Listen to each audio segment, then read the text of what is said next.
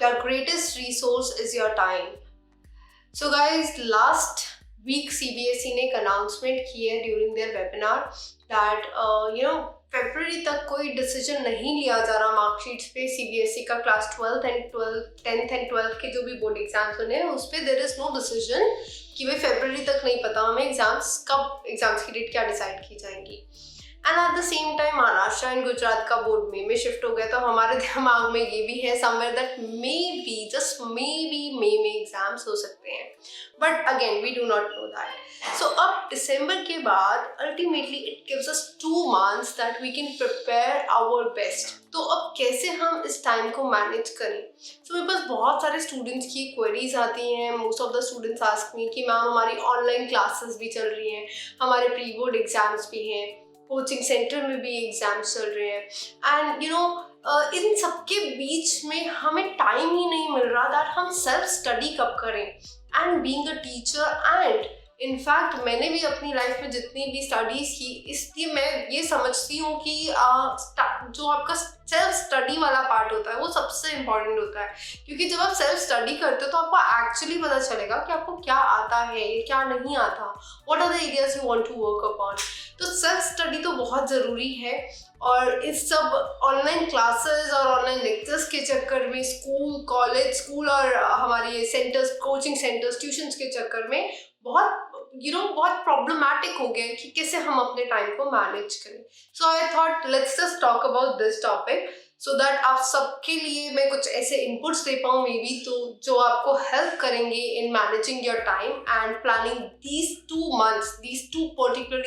months in a better manner, so that आप अच्छे से मार्क्स अचीव कर पाएंगे एंड आप अच्छे से अपनी प्लानिंग करके अपना स्कोर कर पाएंगे मार्क्स एग्जाम में. Okay, so let's see that how we can utilize these 24 hours that we have in the best possible manner. Economics की भाषा में हम इसको कैसे optimally utilize करें, कैसे इस टाइम का optimum utilization करें. So let's get started with the video.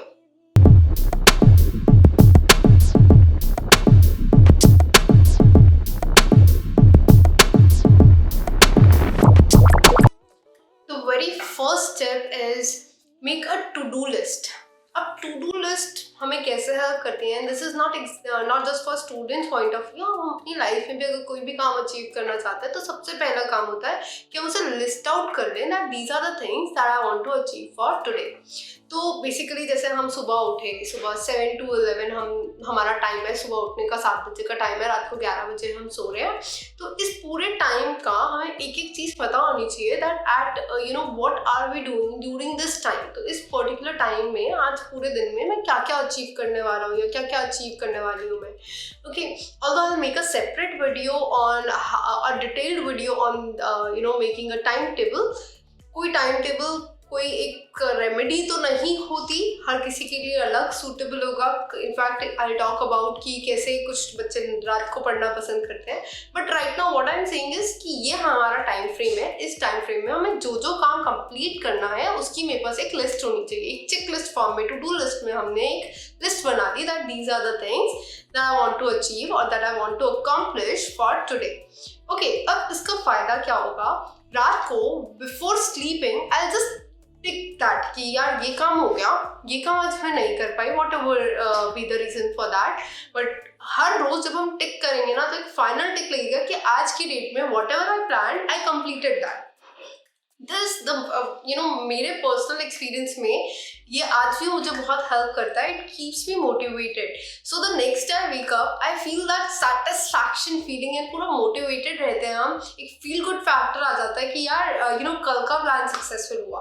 Most of the students के केस में क्या होता है कि हम सोचते हैं यार हम ये करेंगे, मुझे इनफैक्ट मेरे काफ़ी स्टूडेंट्स ने मुझे ये बोला मैम हम प्लान तो बनाते हैं बट वो फॉलो नहीं होता. वो प्लान किसी नोटबुक में पड़ा होगा या कहीं स्टडी टेबल के नीचे पड़ा होगा. सो हमें इंश्योर करना है कि हम रियलिस्टिक प्लान बनाएं. आज के ही दिन में मैंने सब कुछ मुश्किल रख लिया अपने टाइम टेबल में या सब कुछ डिफिकल्ट टास्क रखे तो ऑब्वियसली मैं नहीं अचीव कर पाऊंगी. तो you have to be realistic and secondly it has to be dynamic also. So जब आप टू डू लिस्ट बना रहे हो, आप अपने एक्शन आइटम्स को लिस्ट आउट कर रहे हो, तो थोड़ी सी फ्लेक्सिबिलिटी हमें अलाउ करनी पड़ेगी. बिकॉज हम ऐसे नहीं कर सकते यार कि ये करना था, इसको 2 घंटे मिलने थे, 2 घंटे ही मिलेंगे.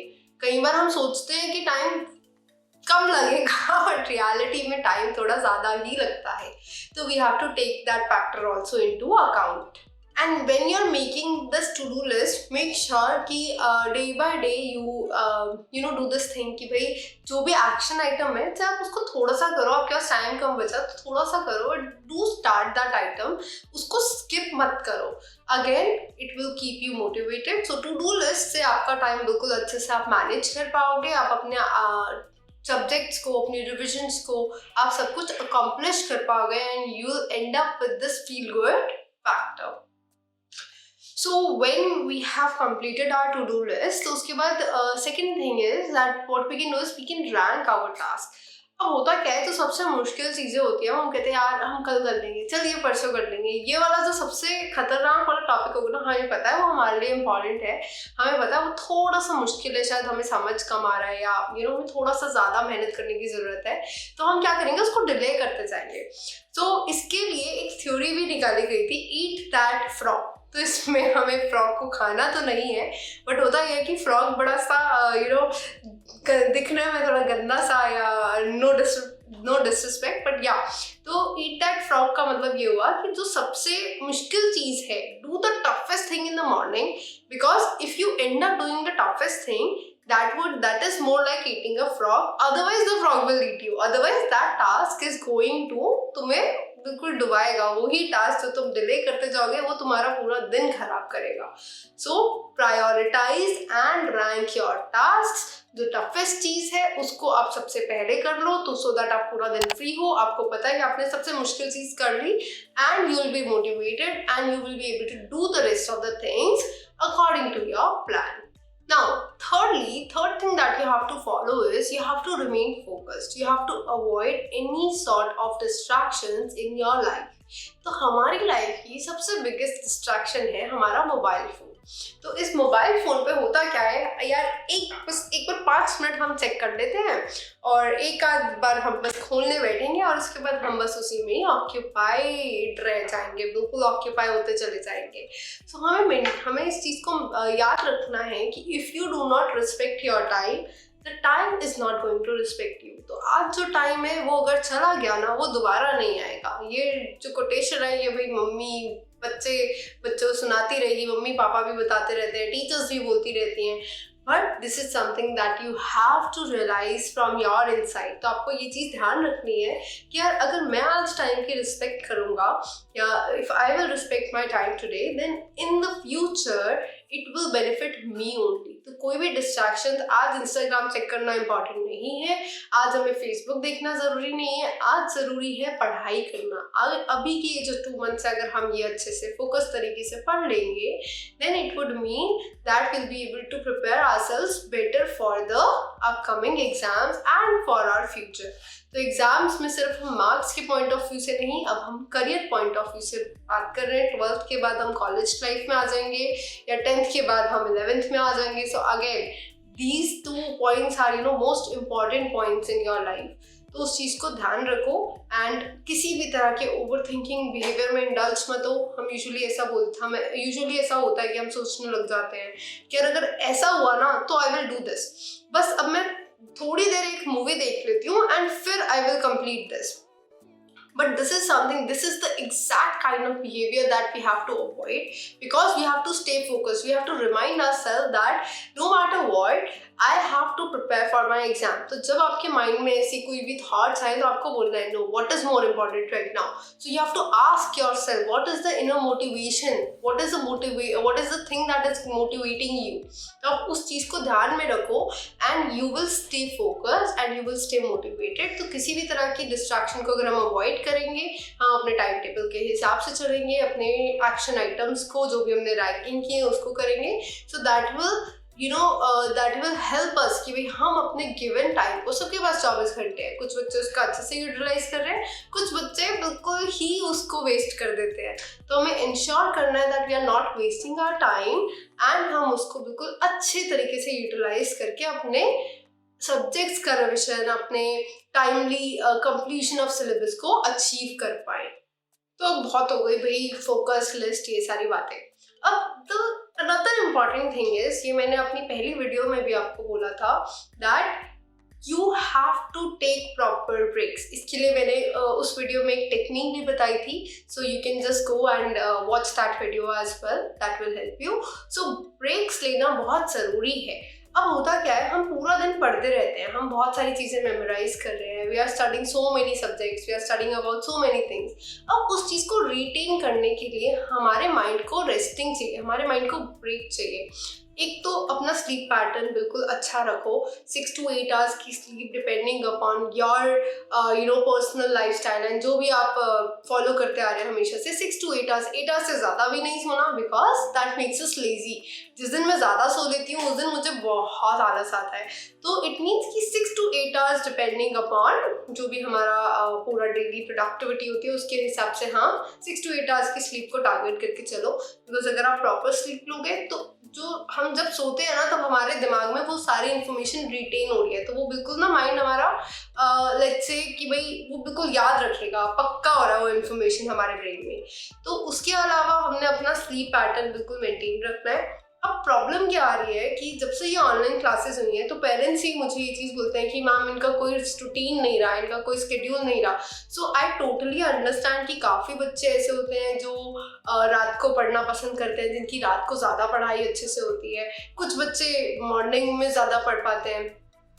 And specifically considering today scenario, तो रात को पढ़ने वाले बच्चों की संख्या ज़रा बढ़ सी गई है। सो मेरी एडवाइस ये है कि इट्स ओके, आई अंडरस्टैंड कि आप रात को ज़्यादा पढ़ पा रहे हैं, तो अभी के लिए आप अपना वो रूटीन फॉलो करो, that is fine. We are going through some tough circumstances, but make sure कि एग्ज़ाम से पहले, एग्ज़ाम हमारा वहीं सेम टाइम पे होता है, सुबह ही होता है। सो एग्ज़ाम से पहले आप अपने नॉर्मल आवर्स में आ जाओ, सुबह वाले आवर्स में आ जाओ। आइडियली अगर आप सुबह पढ़ सकते हो तो सुबह के जो मॉर्निंग आवर्स होते हैं वो बहुत प्रोडक्टिव होते हैं, तो सुबह पढ़िए।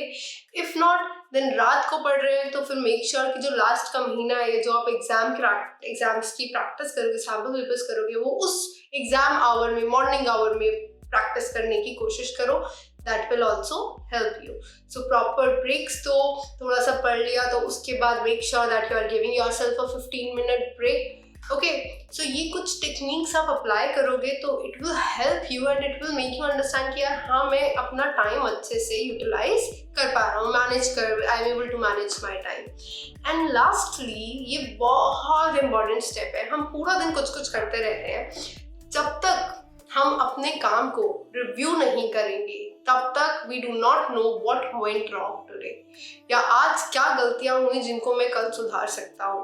ओके, सो हमेशा in all this planning and जब भी हम कोई काम करते हैं तो हम फीडबैक लेते हैं ना, तो आपको अपना फीडबैक लेना है, आपको अपना डे को रिव्यू करना है कि these were the task that you were able to accomplish, but कुछ चीज़ें आप नहीं कर पाए, may be there was a valid reason for that, और may be you did a little cheating on that to-do list that you made, but whatever be the reason, just be truthful, just be honest to yourself। ये आप अपने लिए कर रहे हैं, ये ना तो आप अपने टीचर्स के लिए कर रहे हैं, ना ही आप अपने पेरेंट्स के लिए कर रहे हैं। जो भी आप आज स्टेप्स लेंगे, जो भी आपके आज के एक्शंस हैं, that are going to benefit you only.